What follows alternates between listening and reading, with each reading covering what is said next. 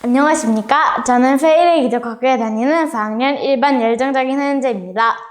안녕하세요. 윤재입니다. 저는 타임머신을 타고 세계 여러 나라의 과거와 미래를 돌아다니면서 역사를 알아보는 사람입니다. 그러면 오늘은 영국과 이스라엘의 역사에 대해서 한번 알아보겠습니다. 안녕하세요. 여기는 바로 영국입니다. 영국에는 아주 유별난 국왕들이 있었는데요. 첫 번째로는 사자왕 리처드입니다. 리처드는 아주 유명하다는 뜻에서 사자왕이라는 별명이 붙었습니다.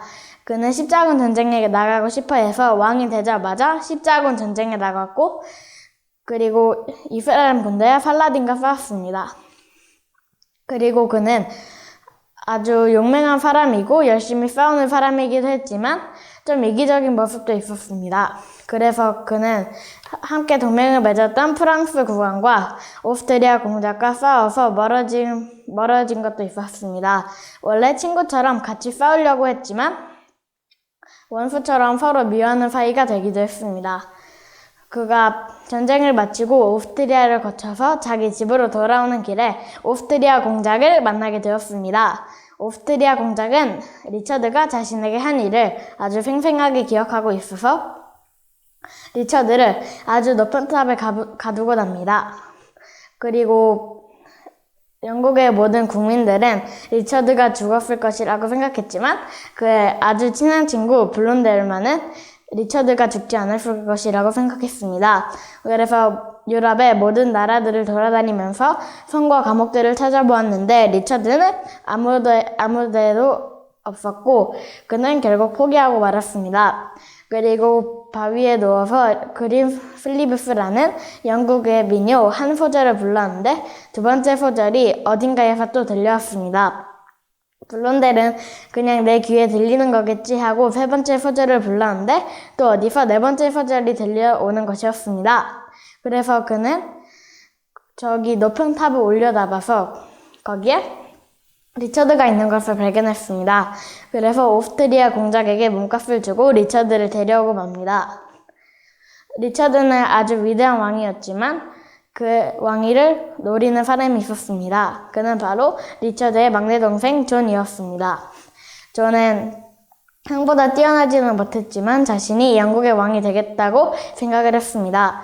그래서 영국의 왕으로 있었는데 리처드가 감옥에서 탈출해서 돌아오자 다시 왕위를 뺏기고 맙니다. 하지만 리처드가 프랑스와의 전쟁에서 화살에 맞아서 죽자 존은 그때 시간이 딱 좋다고 하고 그때 왕이 되었습니다. 그가 왕이 돼서 자기가 형처럼 멋진 사람이란 걸 증명하고 싶어서 그는 프랑스와 전쟁을 했고 여러 나라들과 전쟁을 했습니다.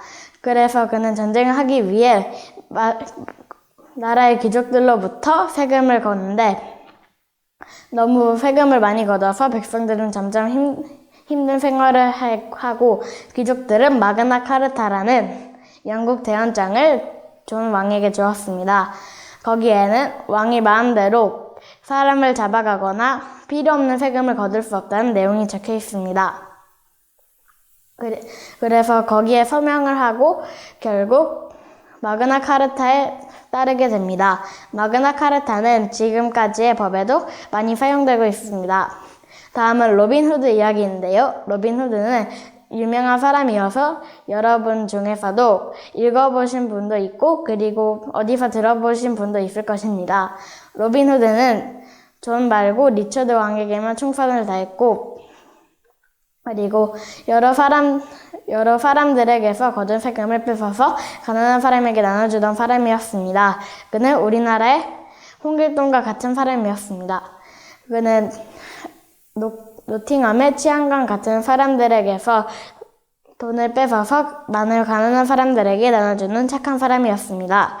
다음은 이스라엘로 한번 가보겠습니다. 출발! 네, 이스라엘입니다. 흩어지는 유대인인데요. 방랑하는 유대인에 대해서 알아보겠습니다. 방랑하는 것은 어떤 목적지 없이 이리저리 떠도는 것을 말합니다. 그런데 로마 제국이 아주 강했을 때 이스라엘 사람들을 많이 괴롭혔습니다. 그래서 이스라엘 사람들은 반란을 일으켰고 로마 제국 사람들도 어쩔 수 없었기에 많은 이스라엘 사람들을 괴롭혔습니다. 하지만 계속 반란을 일으키자 로마 제국은 결국 유대인들을 많은 나라로 흩어지게 합니다. 아주 많은 나라로 흩어졌지만 그들이 한 민족일 수 있는 이유는 바로 유대의 경전인 토라 덕분에 마음을 하늘로 모를 수 있었기 때문입니다. 다음은 유대인의 랍비 이야기입니다. 옛날에 코르도바라는 도시가 있었는데 거기에 거기에 사는 유대인들을 미워하고 있었습니다. 그래서 그 도시에 사는 유대인들을 쫓아내려고 했고 자신이 내는 3가지 문제를 맞추면 이 도시에서 쫓아내지 않겠다고 했습니다. 코르도바의 유대인 중에서 가장 지혜롭고 지식이 뛰어난 랍비를 유대인들은 대표로 세웠습니다. 시장은 랍비에게 첫 번째 문제를 내었습니다. 별이 밤하늘에 몇 개인가? 랍비는 540만 302개입니다. 라고 대답했습니다. 왜냐하면 자기가 세어봤다고 말했기 때문입니다. 두 번째 문제입니다. 참말과 거짓말의 사이는 얼마인가? 이거는 우리가 생각하기에 많이 어려운 문제지만 랍비는 바로 대답했습니다. 손바닥 한 뼘입니다. 왜냐하면 귀와 입의 거리가 한 뼘인 것처럼 나쁜 말과 착한 말의 거리도 한 뼘이라고 대답했습니다. 다음은 아무리 지혜로운 랍비도 어쩔 수 없는 문제였는데 이 항아리에 2 쪽지가 들어있었습니다. 하나는 머문다, 하나는 떠난다라고 써있는데 그 중에서 당신이 뽑는 대로 당신의 민족은 해가게 될 것이다 라고 말했습니다. 분명히 둘 다 떠난다라고 써있을 게 분명했습니다. 랍비는 이 중에 하나를 꿀꺽 삼켜버렸습니다. 여기에 떠난다라고 써있죠?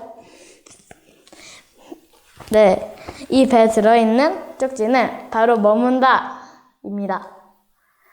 라고 랍비는 말했습니다. 아주 지혜로운 랍비죠? 네, 지금까지 세계사 이야기를 모두 말씀드렸습니다. 세계사 이야기 많이 사랑해주세요. 이상으로 제 스피치를 마치겠습니다. 감사합니다.